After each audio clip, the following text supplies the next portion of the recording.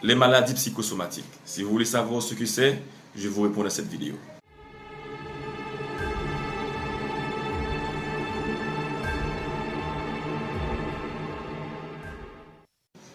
Bonjour, mon nom est Halvor Simus, médecin et théologien de formation, professeur à l'université.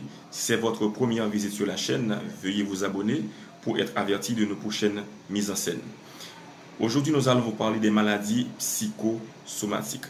Bien souvent, vous vous rendez à l'hôpital, vous vous faites consulter, le médecin fait des examens physiques et aussi des examens paracliniques et les examens vous reviennent négatifs. Le médecin vous dit madame ou bien monsieur, et vous n'avez rien. Et puis, vous souffrez énormément. Parfois, vous avez une migraine, vous pouvez avoir des épisodes de vomissement.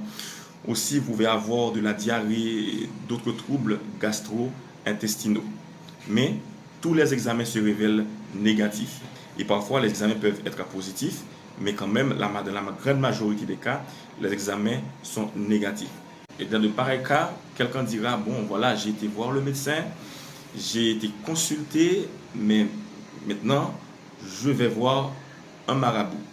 C'est sûr que le marabout me donnera une réponse satisfaisante au sujet de mon cas. Mais c'est parce que nous nions catégoriquement l'effet que peut avoir le moral sur l'organisme. Et c'est pourquoi nous avons choisi ce sujet-là qui est vraiment intéressant et qui est l'affaire de tout le monde. Les maladies psychosomatiques, c'est un ensemble d'affections organiques et physiologiques et dont les causes sont principalement émotionnelles.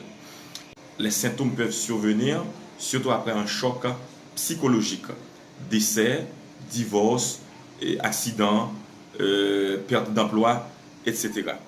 Les maladies psychosomatiques illustrent le lien qui existe entre le système nerveux et le système immunitaire.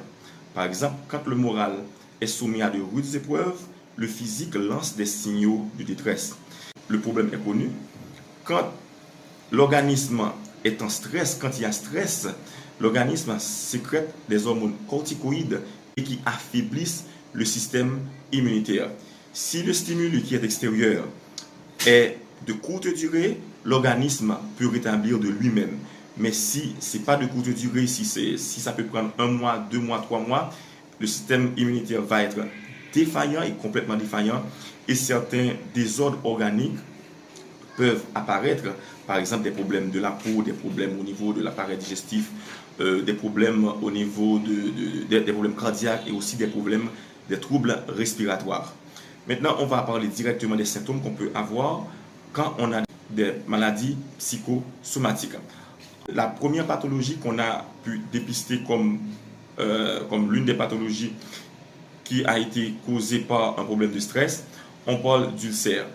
Okay? Après l'ulcère, on peut avoir aussi de l'hypertension artérielle, le diabète aussi, on peut avoir des problèmes au niveau de la peau, et par exemple de l'eczéma et autres, et même l'enfant peut souffrir de ça parce que l'enfant peut s'expliquer des trucs qui arrivent entre sa mère et son père, mais il ne peut pas expliquer son mal-être. Et dans ce cas-là, l'enfant peut avoir de l'eczéma, aphte et autre chose. Donc, tout ça pour vous dire, chers amis, que les émotions peuvent avoir un impact sur votre santé. Et c'est pourquoi il est extrêmement important que vous appreniez à gérer vos émotions et apprendre à vous maîtriser. Allez, chers amis, la paix sur vous et que Dieu vous bénisse. À une toute prochaine fois.